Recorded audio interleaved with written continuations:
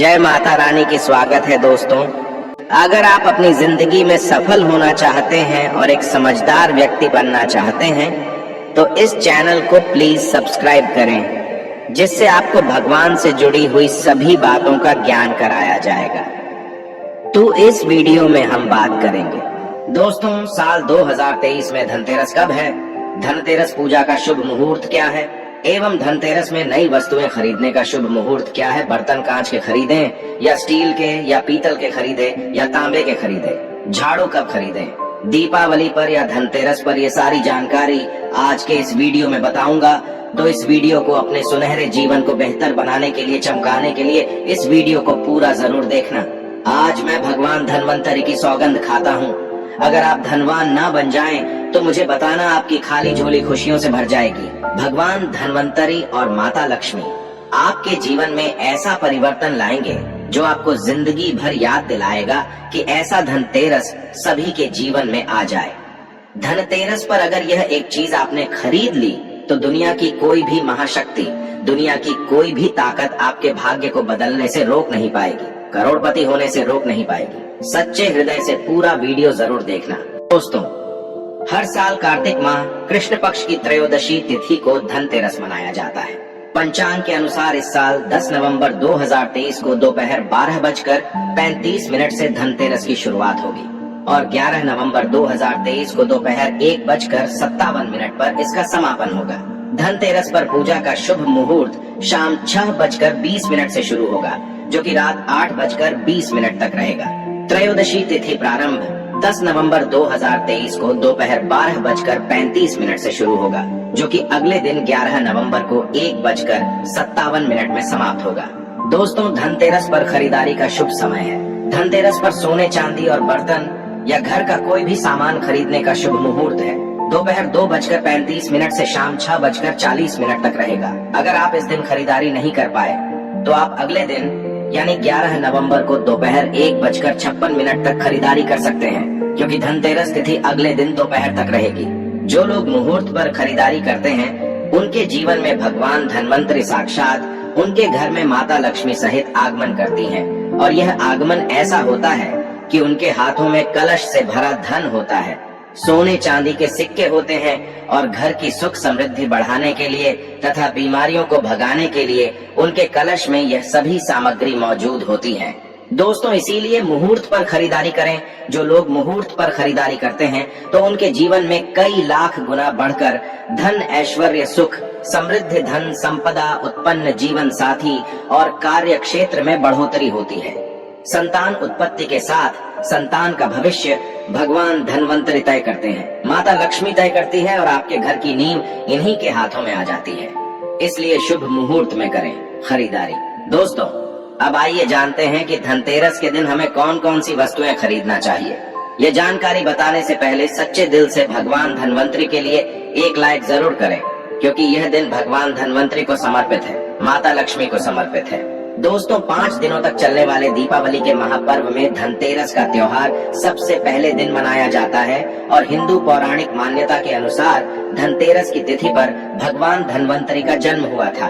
भगवान धनवंतरी को आयुर्वेद और अच्छी सेहत के देवता के रूप में पूजा जाता है। दिवाली पर धनतेरस के दिन भगवान धनवंतरी की पूजा करने से जीवन में सुख, समृद्धि, ऐश्वर्य और अच्छी सेहत का आशीर्वाद प्राप्त होता है। साथ ही इस दिन खरीदारी करना भी बहुत शुभ माना जाता है। धनतेरस के दिन हर तरह के शुभ कार्य प्रारंभ किए जा सकते हैं। इस दिन विशेष रूप से सोना और चांदी के आभूषण, नए बर्तन आदि खरीदे जाते हैं। धनतेरस के दिन इस प्रकार की विशेष चीज खरीदने पर माँ लक्ष्मी जी का आशीर्वाद मिलता है। ऐसी मान्यता है कि धनतेरस के दिन हम जिस भी वस्तु की खरीदारी करके लाते हैं उसमें 13 गुना की वृद्धि होती है।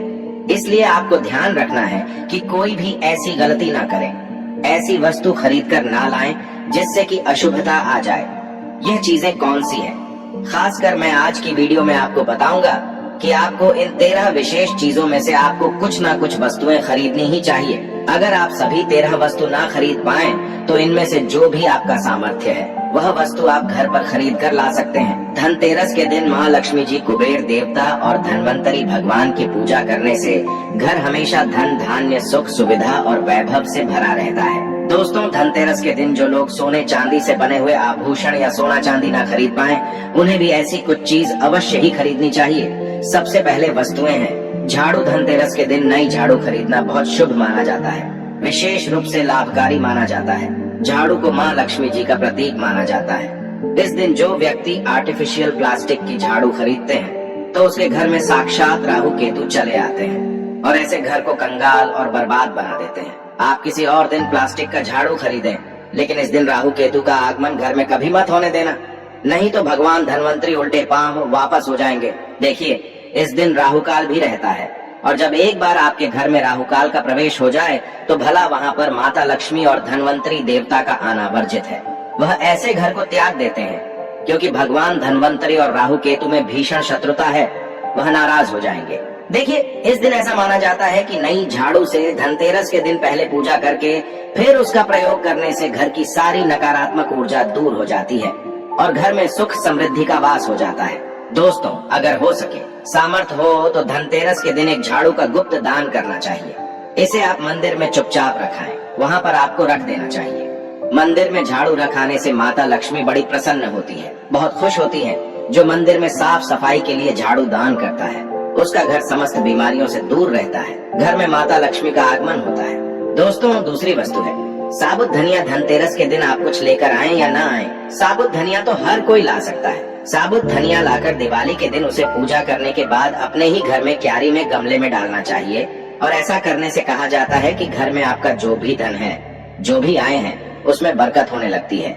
अगर आए दिन अनावश्यक रूप से खर्च होते हो, तो उसमें भी रोक लग जाती है। देखिए, मैं भगवान धनवंतरी की सौगंध खाता हूँ, अगर मात्र 11 रुपए का धनिया खरीदते समय जब आप घर में लेकर आए, तो घर में जाने से पहले उसमें एक सिक्का जरूर डाल देना। धनिये में जब आप एक सिक्का आप घर पर लेकर प्रवेश करते हैं, तो साक्षात भगवान धनवंतरी अपने दोनों हाथों में कलश लेकर तथा माता लक्ष्मी को साथ लेकर घर में प्रवेश करेंगे। यह शास्त्रों में प्रमाणित उपाय हम आपको बता रहे, यह उपाय कभी खाली नहीं जाता।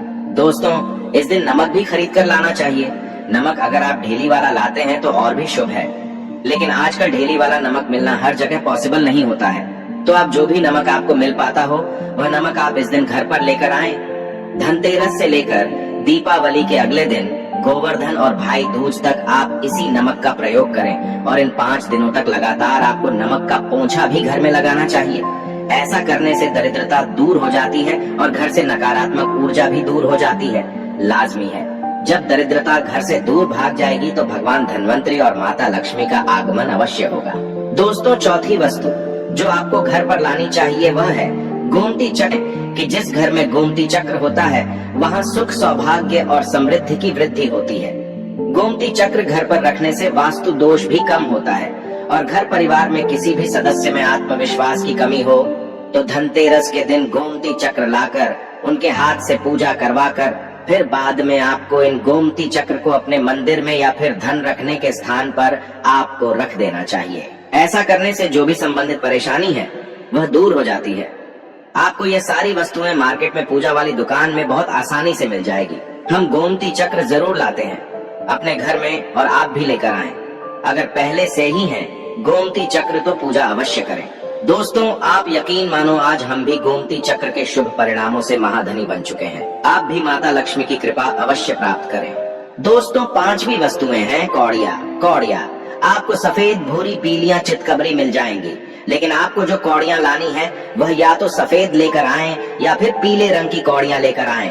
कहते हैं जिस घर में कौड़ियां होती है, वहाँ पर माँ लक्ष्मी जी हमेशा वास करती हैं। कौड़ियां लक्ष्मी जी को आकर्षित करती है, इसलिए आज के दिन आप 5, 7, 11 या 13 कौड़ियां लाकर आप चाहे तो धनतेरस की शाम को या फिर दीपावली की रात को उनकी पूजा करके रोली, अक्षत, कुमकुम अर्पित करके फिर एक लाल कपड़े में बांधकर आपको अपने घर में जहाँ पर भी आप धन रखते हैं, वहाँ रख देना चाहिए। हमारे घर में भी कौड़ियां रखी हुई हैं और हम इनकी पूजा करते हैं। आज हम भी धन ऐश्वर्य से माला माल हो चुके हैं। माता लक्ष्मी ने हमें करोड़पति बना दिया है।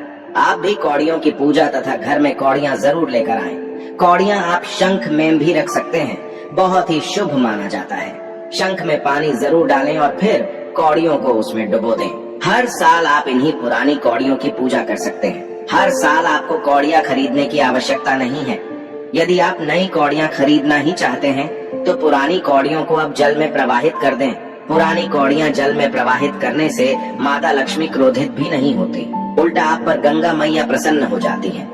गंगा जल में कौड़ियाँ अर्पित करने से, जल में विसर्जित करने से गंगा मैया का आशीर्वाद मिलता है और माता लक्ष्मी भी धनोधनवान बना देती हैं, प्रसन्न होती हैं। दोस्तों, छठी वस्तु है श्री यंत्र। श्री यंत्र खरीदते समय देख लीजिएगा कि उस पर सभी चिन्ह, सभी जो भी निशान होते हैं वह अच्छे से अंकित होने चाहिए। श्री यंत्र जिस घर में होता है, नियमित रूप से श्री यंत्र की पूजा जी घर में होती है, वहाँ पर भी कभी धन का अभाव नहीं रहता। श्री यंत्र की उत्पत्ति को लेकर धार्मिक पुराणों में उल्लेख मिलता है कि एक बार महालक्ष्मी जी प्रसन्न होकर पृथ्वी से वैकुंठ लोक चली गयी। माता के रुष्ट हो जाने से धरती पर समस्याएं प्रकट हो गयी।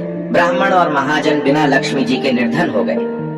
दोस्तों, तब ब्राह्मणों में श्रेष्ठ वशिष्ठ मुनि ने निश्चय किया कि मैं लक्ष्मी जी को प्रसन्न कर पृथ्वी पर वापस ले आऊंगा।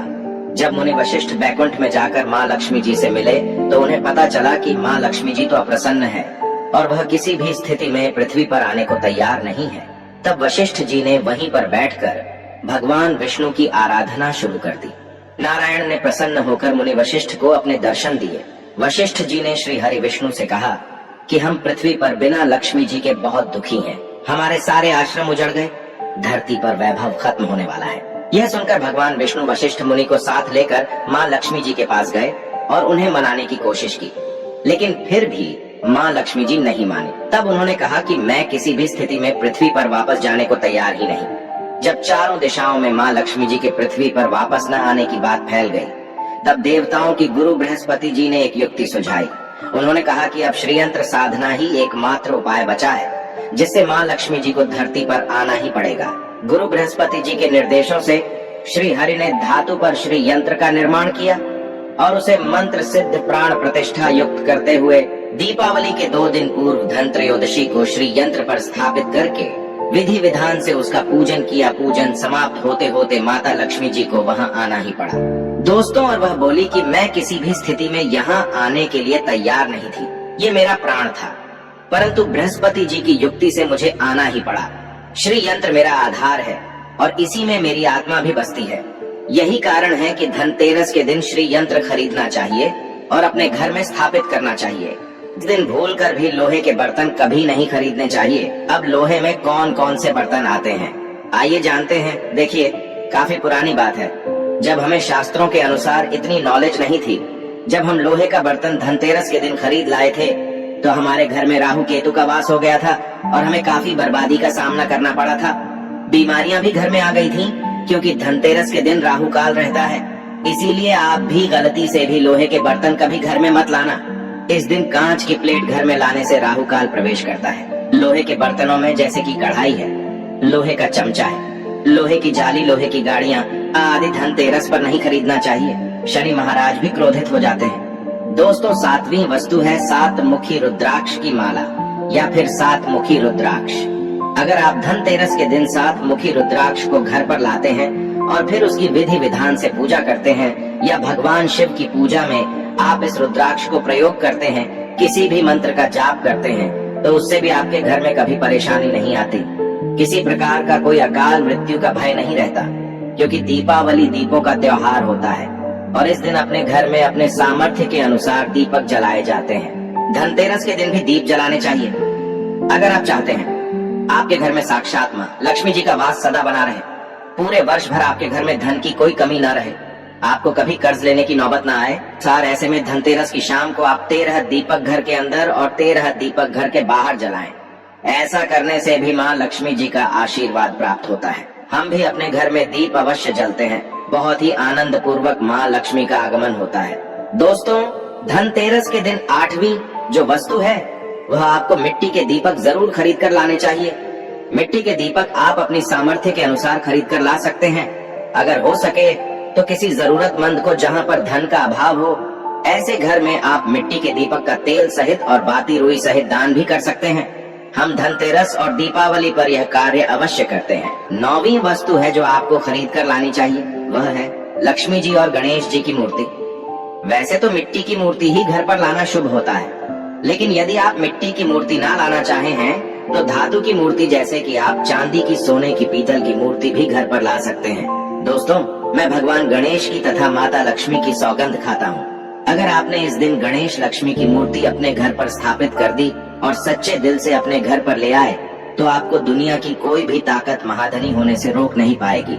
दोस्तों, अगर आपके पास पहले से ही मूर्तियां हैं तो आज जरूरी नहीं है कि हर दीपावली पर मूर्ति खरीदें। धातु की मूर्तियां हैं तो हर साल आप मूर्ति ना खरीदें, लेकिन मिट्टी की मूर्ति है तो उनका विसर्जन कर आपको धनतेरस के दिन नई मूर्तियां लाकर उनकी पूजा विधि विधान से करनी चाहिए। धनतेरस के दिन खरीदी गई नई मूर्तियों की पूजा आपको दीपावली की शाम को करनी चाहिए। धनतेरस के दिन आप भगवान गणेश और माता लक्ष्मी जी की जो मूर्ति खरीदी, वह खरीदते समय यह ध्यान रखें कि दोनों मूर्ति अलग अलग होनी चाहिए और दोनों ही मूर्ति में भगवान गणेश और लक्ष्मी जी बैठी हुई मुद्रा में हो खड़ी हुई।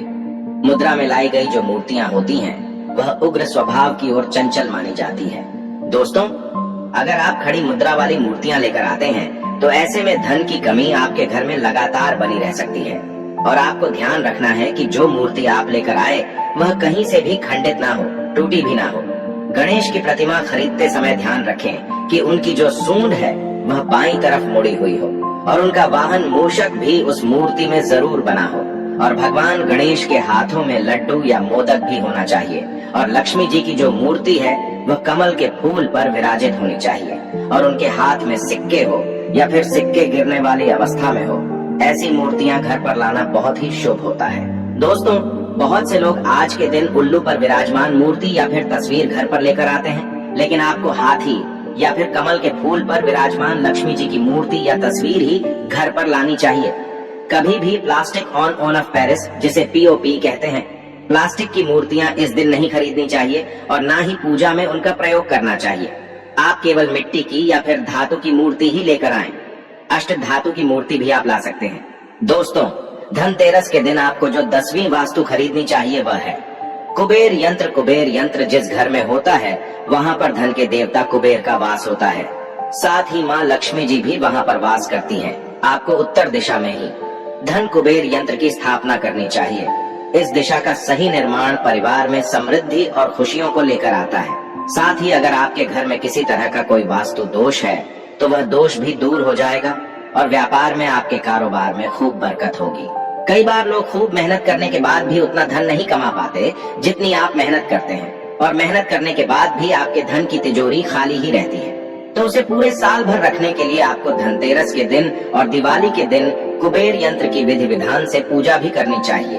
कुबेर देवता के मंत्र हैं ओम यक्षाय कुबेराय वैश्रवणाय धन धान्याधिपतये धन धान्य समृद्धि में देहि दापे स्वाहा। दोस्तों, इसका कम से कम एक माला या 51 बार जाप करना चाहिए।